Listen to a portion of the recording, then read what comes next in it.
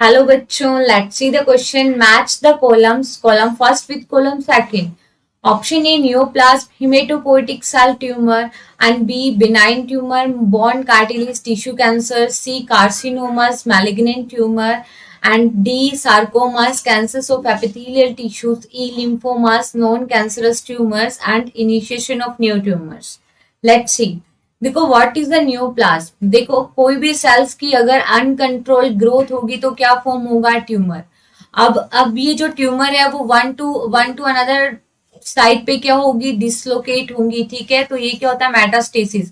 और कौन से टाइप की ट्यूमर मेटास्टेसिस शो करेगी? That is the malignant tumour. ठीक है, तो हम क्या देखते हैं कि जो न्यूप्लाज्म है वो क्या है कि जो न्यू ट्यूमर सेल्स फॉर्म हुई है वो डिसलोकेट होंगी। That is called malignant tumour.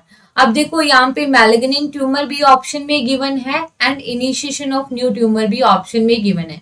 हम देखो ए में 3 भी हो सकता है एंड 6 भी हो सकता है। तो देखो ये सभी ऑप्शंस में गिवन है, बट हमें बिल्कुल एक्यूरेट आंसर करना है। So we further move for benign tumour. देखो हम बी में देखते हैं पहले। तो बी में क्या है? Benign tumour. तो देखो बिनाइन ट्यूमर क्या है कि there are two type of tumour forms during the cancer. One is the benign tumour and another one is the malignant tumour. ठीक है, मैलिग्नेंट ट्यूमर। तो जो ट्यूमर लोकेलाइज्ड होती है, स्टैटिक ट्यूमर होती है, ओनली वन प्लेस पे ही लोकेट रहती है, that is the benign tumour. मतलब ये ट्यूमर स्प्रेड आउट नहीं हो रही, it means it is a non cancerous tumour. ठीक है, तो ये कैसी ट्यूमर है? Non cancerous tumour. तो देखो बी में तो डेफिनेटली क्या आएगा? 5 आएगा, नॉन कैंसरस ट्यूमर। अब देखो हमारा ऑप्शन ए नहीं हो सकता क्योंकि यहाँ पे बी में 4 गिवन है, और हमारा ऑप्शन डी भी नहीं हो सकता। तो देखो ए में क्या आएगा? ए में यहाँ पे मोस्ट अप्रोप्रिएट किसको माना है? Neoplasm is the malignant tumour. ठीक है, now read option C carcinomas. What is the carcinoma? Epithelial tissue के कैंसर को क्या बोलते हैं? कार्सिनोमास। तो देखो कैंसर ऑफ एपिथेलियल टिश्यू, तो सी में क्या आएगा? सी में आएगा 4। तो देखो सी में 4 यहाँ पे दोनों ऑप्शंस में गिवन है। Now read option D sarcomas. तो देखो सार्कोमास किसको कहते हैं? कनेक्टिव टिश्यू, और we can say bone cartilage tissue cancer को बोलते हैं सार्कोमास।